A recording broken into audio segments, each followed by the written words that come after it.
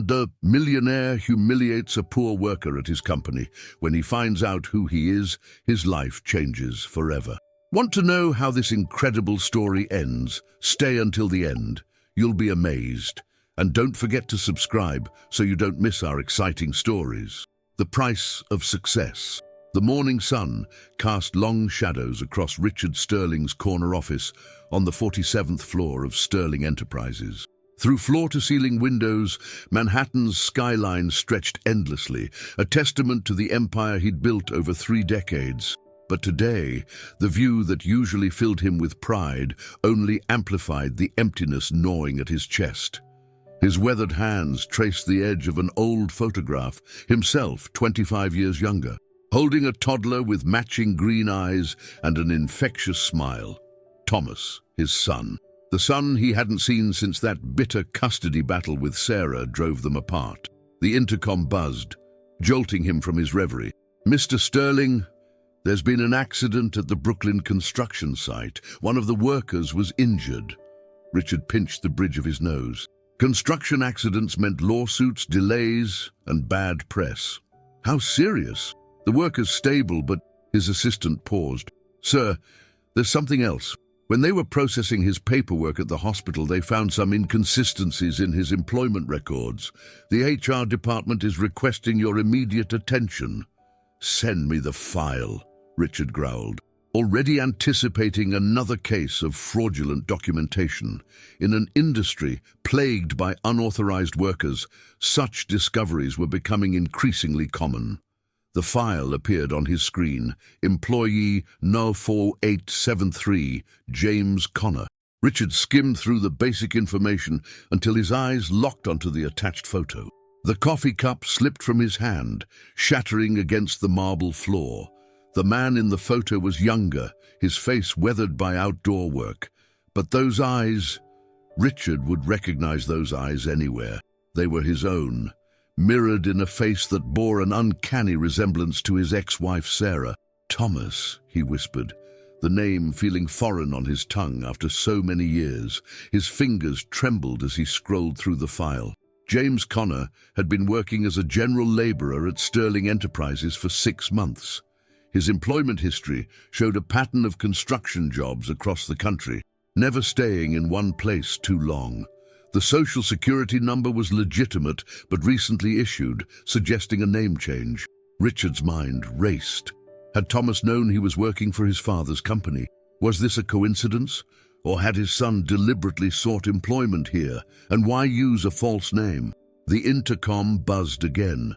"Mr. Sterling, the hospital is requesting insurance information for the worker." "Which hospital?" Richard was already reaching for his coat. "Metropolitan General, sir. Should I have legal handle?" "Cancel my meetings for the day," Richard cut her off, striding toward the door. "All of them." As the elevator descended, Richard's thoughts spiraled through the past. The last time he'd seen Thomas, the boy was barely 5. The custody battle had turned ugly, with Sarah accusing him of being an absent father, too consumed by his growing empire to care about his own son. She wasn't entirely wrong. Sarah had won full custody, and shortly after, she'd moved away with Thomas, leaving no forwarding address. Richard's private investigators had tracked them to Seattle, then lost the trail. Over the years, his searches had turned up nothing. Eventually, he'd convinced himself it was better this way, better for Thomas to grow up away from the crushing expectations of being a Sterling. Now, fate had thrown them together in the cruelest way possible. His son, working as a laborer in one of his buildings, injured on his watch. The irony was bitter enough to choke him. When his driver pulled up to Metropolitan General, Richard noticed his hands were shaking. He hadn't felt this uncertain since his early days of building the company, when every decision could mean success or bankruptcy. But this wasn't about business. This was about the son he'd lost, the years he couldn't get back, and the man Thomas had become without him. At the reception desk, he struggled to form the words. "I'm here for James Connor." "Are you family?" the nurse asked, eyeing his expensive suit with suspicion. Richard hesitated. Was he family? On paper, yes. In reality, "I'm his employer," he said finally. "Richard Sterling. I need to see him regarding the accident." "Mr. Connor is in room 415, she replied after checking her computer. "But he's requested no visitors except medical personnel." Of course he had. If Thomas was using a false name, he clearly didn't want to be found. Richard thanked the nurse and walked toward the elevators, his mind already forming a plan. He might not be able to see Thomas directly, but he could ensure his son received the best care possible while he figured out his next move. As he reached for the elevator button, a voice behind him made his blood freeze. "Hello, Richard. I wondered how long it would take you to show up." He turned slowly, knowing exactly what he would see. Sarah stood there, her once auburn hair now streaked with grey, but her eyes were as sharp as ever. She looked tired, worried, but there was something else in her expression, a resignation that suggested she'd been expecting this day. "How long have you known?" Richard asked, his voice barely above a whisper. Sarah's laugh was hollow. "That our son was working for you? Since the day he applied. I begged him not to. But you know Thomas.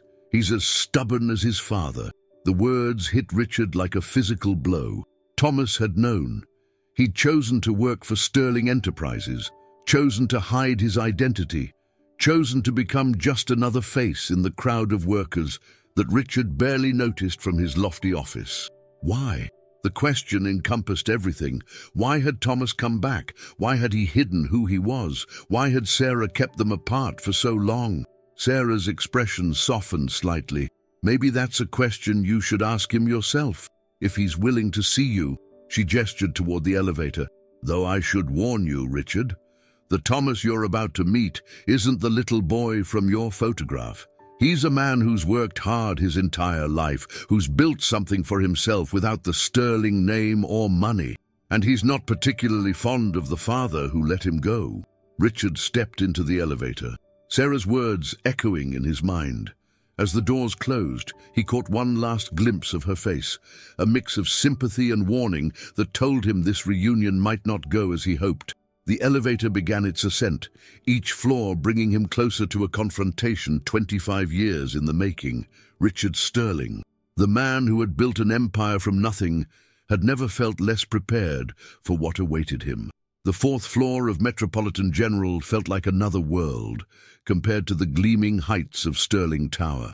Here, the walls were an institutional pale green, and the air carried the sharp scent of antiseptic. Richard paused outside room 415, his hand hovering over the door handle. Through the small window, he could see a figure in the bed, turned away from the door. Even from this angle, Richard noticed how his son's shoulders were broad and weathered. A working man's build, so different from his own desk-bound frame. A bandage wrapped around Thomas's head, and his right arm lay in a sling across his chest. Richard took a deep breath and pushed the door open. The hinges creaked, announcing his presence. "I told the nurses no visitors," Thomas said without turning around, his voice deeper than Richard had imagined. Rough with pain or emotion, perhaps both. "Hello, Thomas." Richard's voice cracked on the name. The silence that followed was deafening. Slowly, Thomas turned to face him. Richard's breath caught in his throat. The resemblance he'd seen in the employee photo didn't do justice to reality. It was like looking at a younger version of himself, but harder, more weathered.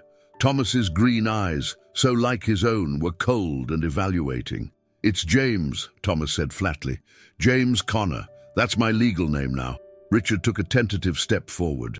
"The hospital called about an accident on my construction site. When I saw your photo in the file," he trailed off. Unsure how to continue, Thomas's laugh was bitter. "Let me guess. You had no idea your lost son was working as a common laborer in one of your precious buildings. Quite a shock to the great Richard Sterling system, I imagine. Why didn't you tell me?" Richard asked, moving closer to the bed. "Why work under a false name?" "Would you have hired me if you knew who I was?" Thomas challenged. The prodigal son, returning to work with a hammer and nails instead of an MBA. I can see the board meetings now. Richard Sterling's son chooses manual labor over management. What a scandal that would be. The words stung, but Richard pressed on. You could have come to me directly. Whatever happened in the past. The past? Thomas cut him off, his voice rising.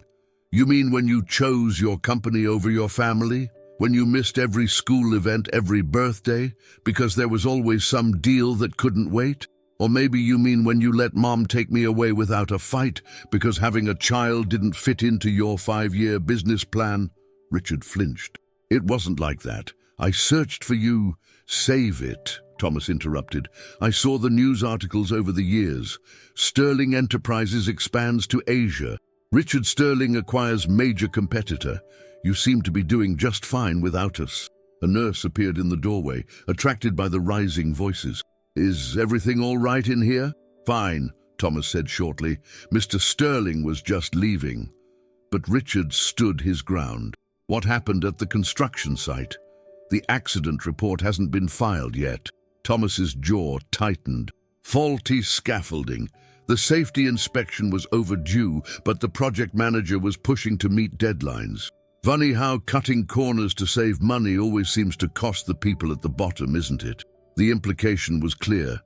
Richard felt the weight of responsibility settle on his shoulders. His company's policies, his drive for efficiency and profit, had put his own son in danger.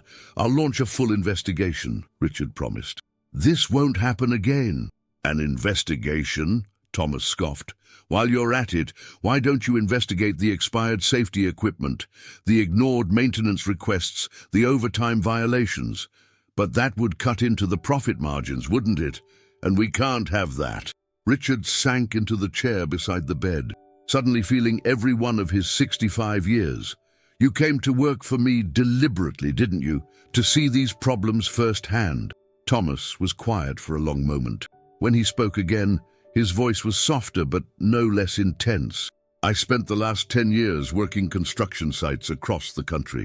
Everywhere I went, I saw the same thing. Workers treated like disposable parts in a machine. When I heard Sterling Enterprises was the same, I had to see for myself. I had to know if my father was really the man everyone said he was. And what did you find? Richard asked, dreading the answer. I found a company that cares more about quarterly reports than human lives.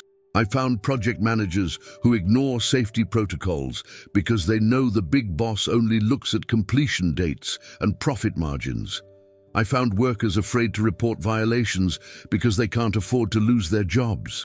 Thomas's eyes bore into his father's. I found exactly what I expected to find. The truth of his son's words hit Richard like a physical blow. He'd built his empire on efficiency and results, delegating the day-to-day operations to others while he focused on the bigger picture. But in doing so, he'd lost sight of the human cost of his success. Why not expose these problems? Richard asked. Why work in silence for 6 months? Thomas's expression changed, something flickering behind his eyes. Maybe I wanted to understand you better, to see if there was anything left of the father I remembered. The man who used to tell me that true success meant helping others succeed. Richard remembered those words. He'd believed them once, back when Sterling Enterprises was just a small construction company with a handful of employees. Somewhere along the way, those ideals had gotten buried under spreadsheets and profit projections. There's more, he said, studying his son's face. You're not just here about working conditions, are you? Before Thomas could answer, Sarah appeared in the doorway. She'd been crying, Richard realized, but her voice was steady. The doctor wants to check your head injury, Thomas. She emphasized the name, a small act of defiance against his chosen identity. Thomas nodded, then turned back to Richard. You should go. I'm sure you have important meetings waiting. The meetings can wait, Richard said firmly. We need to talk about this, about everything. 25 years too late for that, isn't it? Thomas replied, but there was something different in his tone now, a hint of the hurt child beneath the angry man. As Richard stood to leave, Thomas spoke again. You'll find a file in your email tomorrow morning. Documentation of every safety violation, every corner cut, every worker put at risk. I've been keeping records since my first day. Richard paused at the door. Why tell me this now? Because tomorrow, the same file goes to OSHA and the press. Thomas's voice was steel. "The question is, what are you going to do about it?" Richard left the hospital room with his mind spinning. His son hadn't just returned by chance. He'd come with a purpose, a mission to expose the dark underbelly of Sterling Enterprises. And tomorrow, everything Richard had built would be under scrutiny. But as he rode the elevator down, Richard realized that the impending scandal wasn't what worried him most. It was the look in Thomas's eyes, the mix of anger, disappointment, and something else, something that suggested his son had discovered even darker secrets within Sterling Enterprises, secrets that went beyond unsafe working conditions. The question was, how much did Thomas really know? And more importantly, was Richard prepared to face the truth his son had uncovered? Richard barely slept that night. His penthouse apartment, usually a sanctuary of luxury and quiet, felt like a prison of his own making. He spent hours going through company records, examining safety reports and financial statements with new eyes. A father's eyes, not just a CEO's. At 4:47 a.m. the email arrived. The attachment was massive, hundreds of pages of documented violations, photographs, worker testimonies, and financial records. But it was the second attachment that made Richard's blood run cold. A folder labeled Martinez Case. Carlos Martinez, a name Richard hadn't allowed himself to think about in 20 years.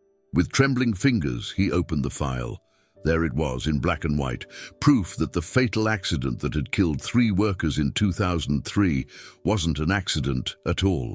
The building specifications had been deliberately altered to save money, the safety inspections falsified, and the coverage up had gone all the way to the top. To him, Richard closed his laptop and walked to the window. The pre-dawn city sprawled before him, a maze of lights and shadows. Somewhere out there, his son was waiting for his response, waiting to see if Richard Sterling would finally face the truth about his empire and himself. The intercom buzzed. "Mr. Sterling, there's someone here to see you. Says it's urgent." Richard checked his security feed. Marcus Chen, his chief financial officer, stood in the lobby, looking decidedly uncomfortable at this early hour. "Send him up."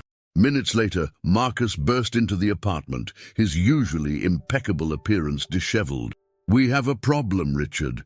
Someone's been accessing old financial records, specifically the special accounts from the Martinez project."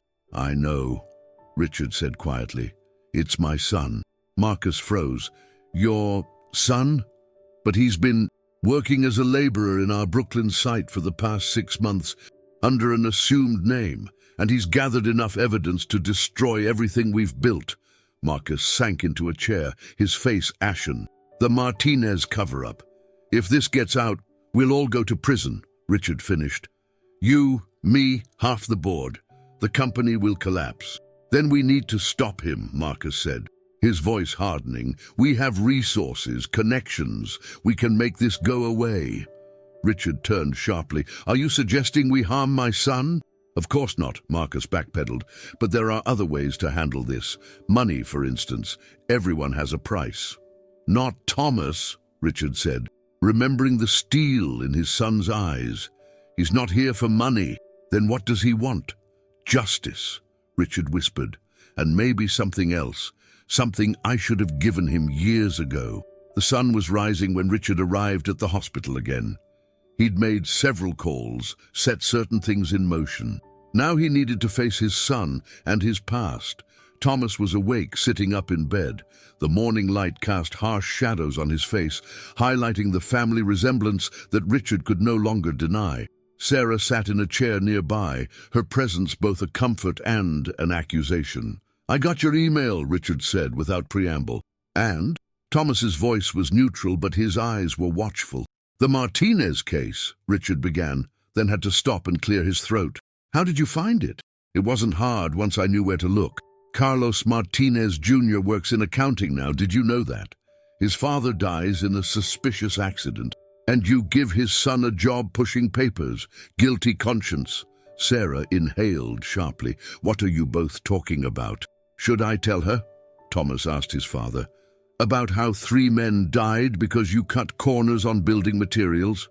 About how you falsified safety reports and bribed inspectors to keep it quiet.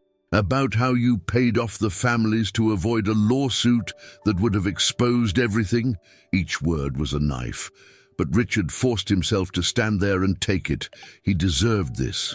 "What I did was unforgivable," he said finally. "I told myself it was necessary, that one tragedy was worth it to keep the company afloat. To protect the jobs of hundreds of other workers, I convinced myself I was making the hard choices a leader has to make." "Those men had families," Thomas said, his voice breaking. "Children who grew up without fathers, just like I did. Only they didn't even have the comfort of knowing their fathers chose success over them. Their fathers were taken from them, sacrificed on the altar of profit." Sarah stood up suddenly. "All these years," she said, looking at Richard with horror.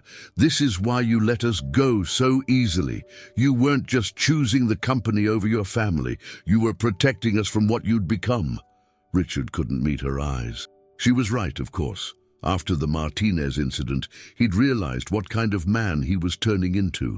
Letting Sarah take Thomas away had been his one decent act, sparing his son from watching his father's moral decay. "The evidence goes public in 3 hours, Thomas said. Unless what?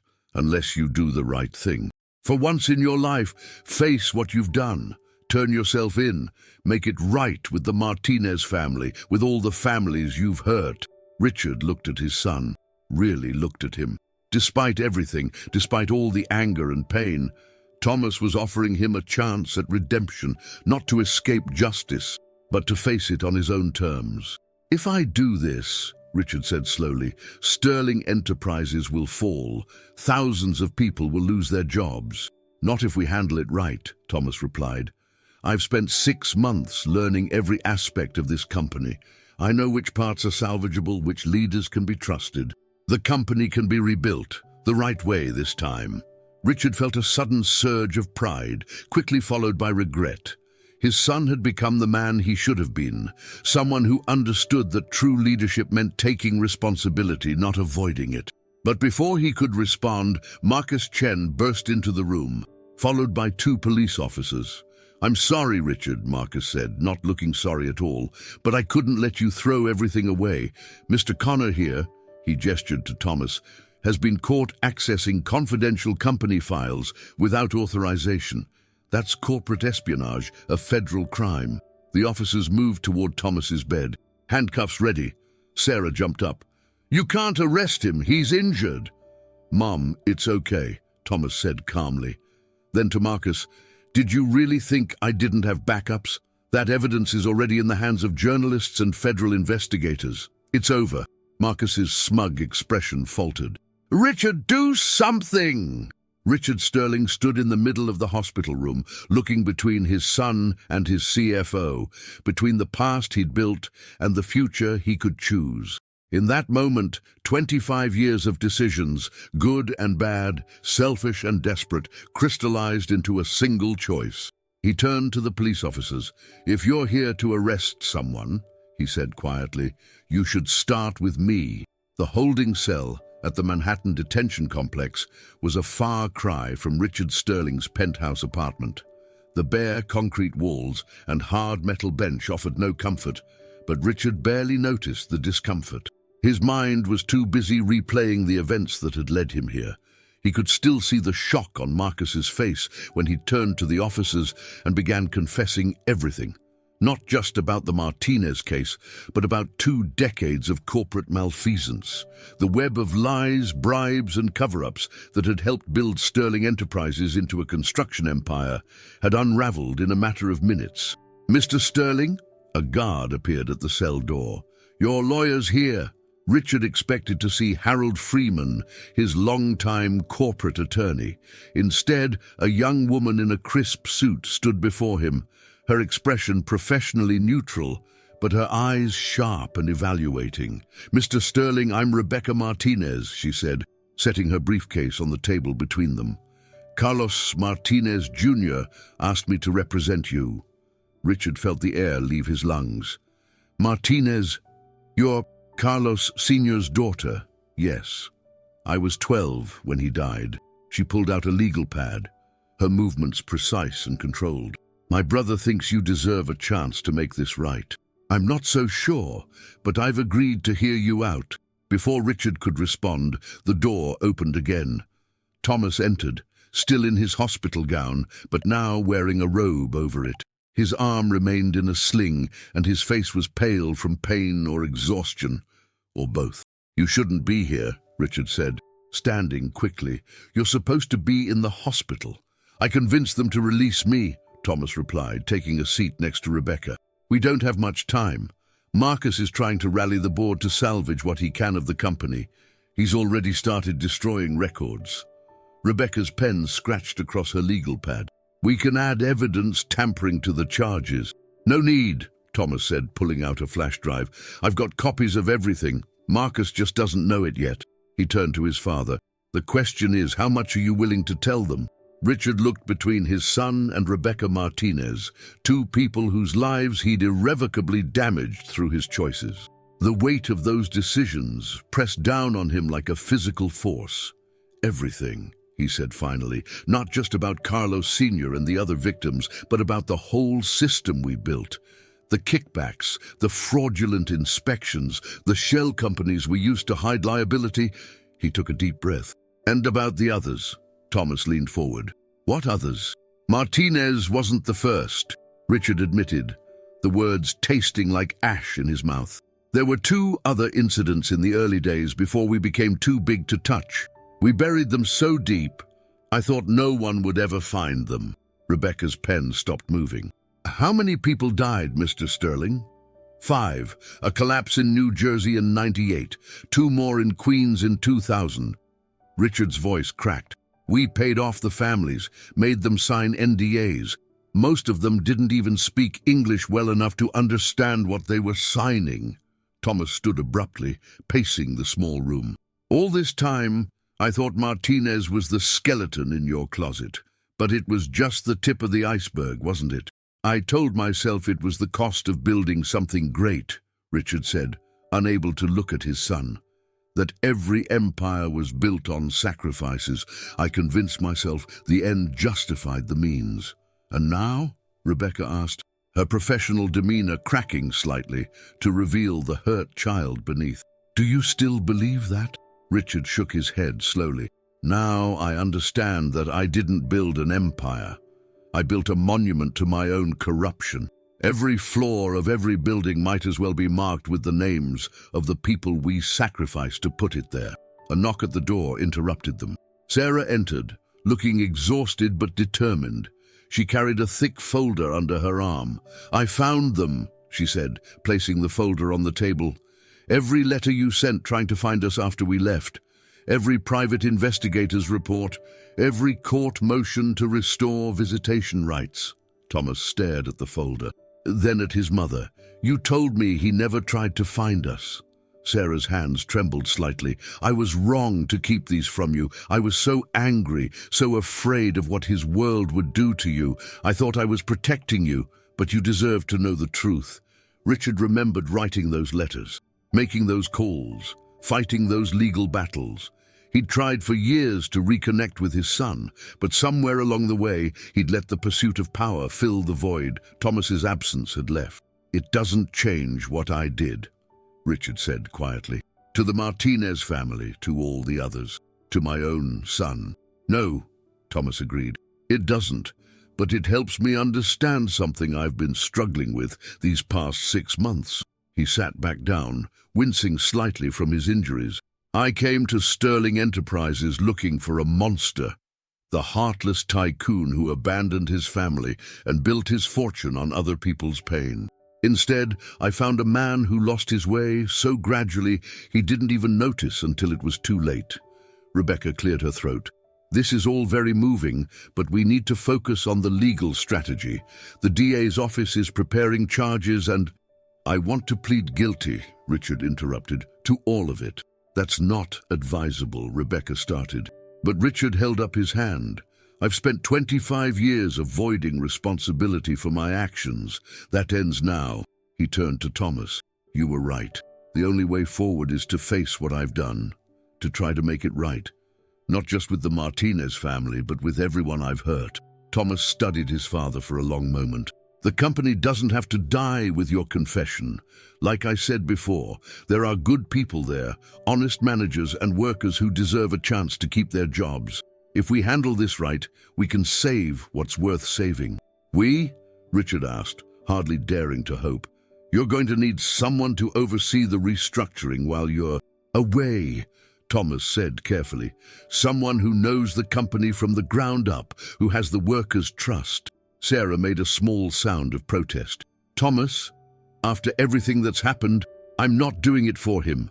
Thomas cut her off. I'm doing it for the thousands of employees who don't deserve to lose their livelihoods because of his crimes. And I'm doing it because someone needs to make sure this never happens again. Rebecca was writing rapidly now. If we position this as a voluntary disclosure and show active cooperation in making restitution to the victims' families, we might be able to negotiate. A commotion outside interrupted her. Through the small window in the door, they could see Marcus Chen being led in handcuffs, shouting about betrayal and demanding to speak to his lawyer. Looks like the federal investigators found what they were looking for at his house, Thomas remarked. The evidence about the offshore accounts where he kept the bribe money. Richard felt a strange sense of relief, watching his old friend and co-conspirator being led away. Another piece of his corrupt empire crumbling, making way for something new, something better. There's one more thing, he said, turning back to Rebecca. In my personal safe, there's a letter from your father. He wrote it the day before the accident, detailing his concerns about the substandard materials we were using. I kept it as insurance, in case anyone ever tried to expose what we'd done. Rebecca's professional mask slipped completely. You had his last words all this time? I'll make sure you get it, Richard promised, along with everything else we have about what really happened that day. Your father was a good man who tried to do the right thing. He deserved better than what we did to him. The young lawyer nodded once, sharply, then gathered her papers. I'll start preparing your statement for the DA. But Mr. Sterling, she paused at the door. Don't expect forgiveness. Some debts can't be repaid. After she left, Thomas moved to follow. But Richard called out, Son, wait. Thomas turned, his expression guarded, but not entirely closed off. I know I have no right to ask anything of you, Richard began, but whatever happens to me, promise me you'll do better than I did. Build something worthy of the trust people place in you. For the first time since their reunion, Thomas's face softened slightly. I already am, Dad. I already am. As the cell door closed behind his son, Richard Sterling sat alone in his concrete cell, feeling lighter than he had in years. He had lost his empire, his freedom, and possibly any chance of real reconciliation with his son. But for the first time in 25 years, he could look at himself in the mirror and recognize the man looking back. 5 years passed like a slow turning page. Richard Sterling sat in the visitors' room of the Federal Correctional Institution in Otisville, his prison uniform a constant reminder of how far he'd fallen, or perhaps how far he'd risen. The morning paper lay on the table before him, its headline bold and clear. Sterling Enterprises leads industry in worker safety standards. The article featured a photograph of Thomas, now CEO Thomas Sterling, who had reclaimed his birth name after the truth came out, standing with a group of construction workers. They were breaking ground on a new project, and even in the grainy newspaper photo, Richard could see his son's genuine smile as he worked alongside his employees. Your boy's done good, said Jerry, one of the guards who had come to know Richard during his incarceration. Saw him on TV last week talking about that new worker training program. Richard nodded, pride mixing with regret in his chest.